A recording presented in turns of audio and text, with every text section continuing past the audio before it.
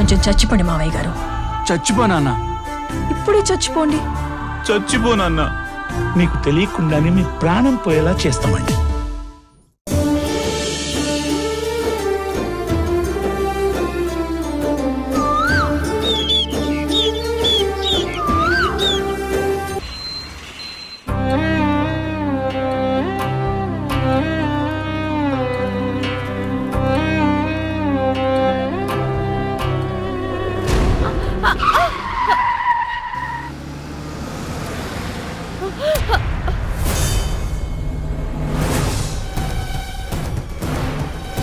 ఇదేంటి? నేను ఆ రూట్లో వెళ్లాల్సిన దాన్ని ఈ రూట్లోకి వచ్చానేంటి?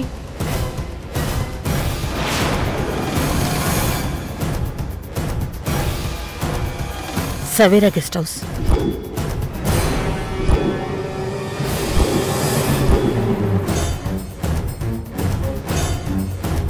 సడన్ గా బ్యాచిలర్ పార్టీ అని సవేరా డీలక్స్ గెస్ట్ హౌస్ కి రమ్మని ఫోన్ చేశాడు.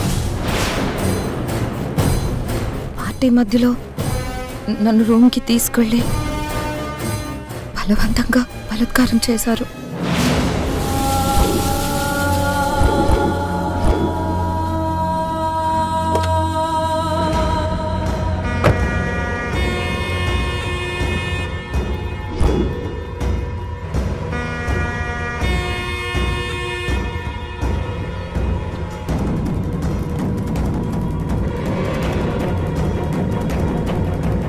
ఎవరు కావాలమ్మా? ఇది గెస్ట్ హౌస్ కదా? అవునమ్మా, ఇది గెస్ట్ హౌసే. పార్టీలకి ఫంక్షన్లకి రెంట్కిస్తూ ఉంటాం. అంటే ఈ పక్కన అమ్మవారి గుడి ఏమైనా ఉందా? గుడి ఉంది కానీ అమ్మవారి గుడి కాదమ్మా. అదిగో అదే గుడి. థ్యాంక్స్ బాబు. సరే అమ్మా.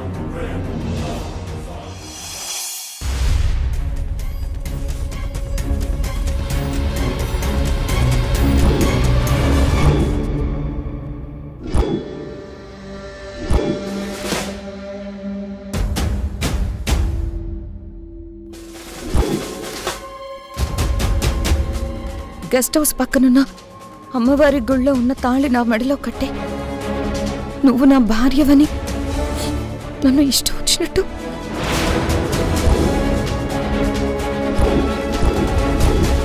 ఇదేంటి? ఇక్కడ వినాయకుడి విగ్రహం మాత్రమే ఉంది. వర్షేమో అమ్మవారి గుడి అని చెప్పింది.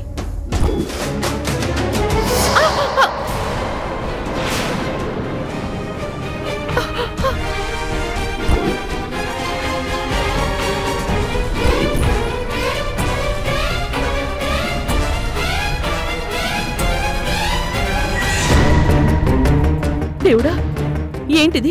కృష్ణకి పావుగండ ఉన్నట్టు భవిష్యవాణిలో కనిపించింది. ఇప్పుడేమో పావేమో నా కళ్ళ ముందే పడింది. ఎందుకు ఇలా జరుగుతోంది స్వామి?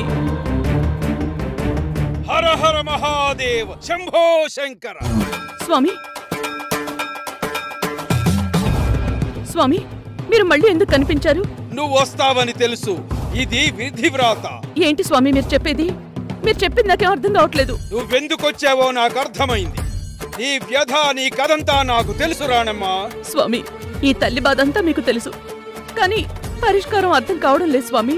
నీకింకా అర్థం కాలేదా జీవితం? అర్థం కావట్లేదు స్వామి. అర్థం చేసుకుని వెళ్లేదే జీవితం. అది కాదు స్వామి, నా బిడ్డకి పాము కరిచినట్టుగా భవిష్యవాణిలో కనిపించింది. బిడ్డ బిడ్డ అంటే ఏ బిడ్డమ్మా?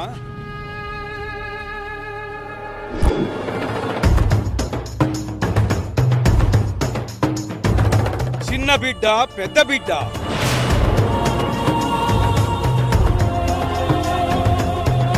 గండముంది, పాము గండముంది. ఒక్కరికి కాదు, మొత్తం కుటుంబానికే పాము గండం ఉంది.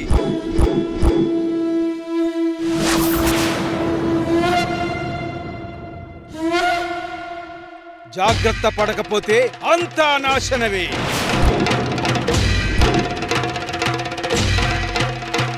ఈ సమస్యకి ఏదైనా పరిష్కార మార్గం చెప్పగలరా స్వామి?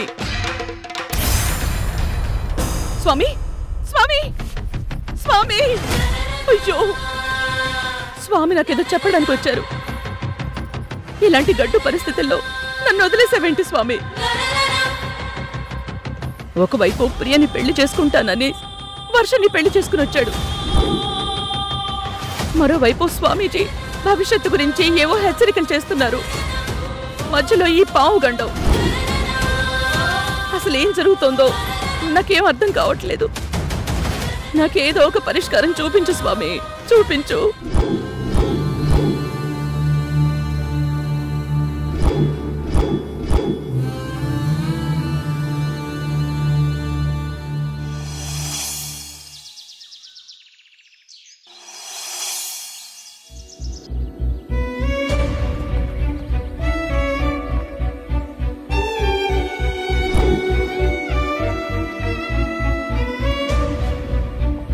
గుడ్ మార్నింగ్ అత్తయ్య.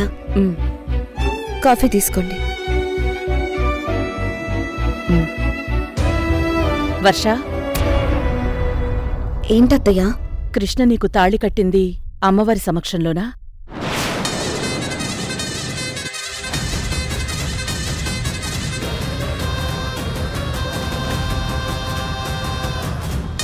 అవునత్తయ్య, ఆ విషయం ఆల్రెడీ మీకు చెప్పాను కదా. చెప్పావు, కానీ అది అబద్ధం.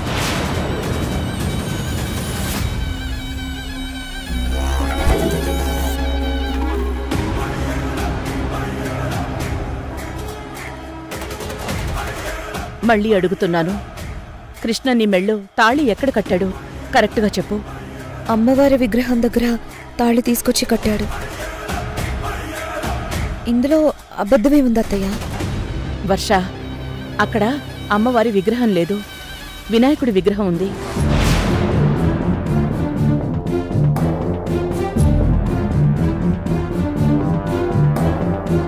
రాత్రి దారిలో సవేరా గెస్ట్ హౌస్ కనిపించింది.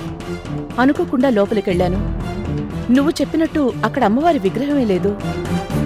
ఏదో ఒక విగ్రహం అయితే ఉంది కదా అత్తయ్య. అంటే అక్కడ ఏ విగ్రహం కూడా తెలియకుండానే మీరు పెళ్లి చేసేసుకున్నారా? అదేంటత్తయ్య, మీరేదో ఇన్వెస్టిగేషన్ చేసినట్టు మాట్లాడుతున్నారు. మంచిగా మారినవాడు సడన్ గా నిన్ను పెళ్లి చేసుకుని వచ్చాడు. నా అనుమానాలు నాకుంటాయిగా. నువ్వు నిజం చెప్పు. నేను ఒంటరి ఆడపిల్లని. మీ అబ్బాయి బలవంతంగా పెళ్ళంటే షాక్లో ఉన్నాను. పైగా అక్కడంతా చీకటిగా ఉంది. ఏ విగ్రహం ఉంది ఏంటన్నది నేనేం గమనించలేదు. ఆ క్షణంలో గుర్తుపెట్టుకునే అంత సెన్స్ కూడా నాకు లేదు. అయినా మీ కొడుకు పెళ్ళి ఎక్కడ జరిగిందో హిస్టరీ కావాలంటే మీ అబ్బాయిని అడగండి, డీటెయిల్గా చెప్తాడు. నువ్వే అన్నావు కదా నీ కొడుకు ఏ క్షణంలో ఎలా ఉంటాడో తెలీదని. అందుకే వాణ్ణి అడగలేదు.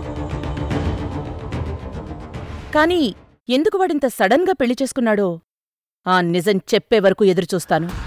అంటే మీ అబ్బాయి ఈ పెళ్లితో సంతోషంగా లేడంటారా అత్తయ్య? నువ్వే అన్నావు కదా కాసేపు ప్రేమగా ఉంటాడు, కాసేపు కోపంగా ఉంటాడని. అంటే దీని అర్థం నీతో సంతోషంగా లేడని కదా. అమ్మో, నా ప్రతి మాటని స్కాన్ చేస్తుంది. ఆచితూచి మాట్లాడాలి. నువ్వు కూడా సంతోషంగా లేను అని చెప్పావు కదా.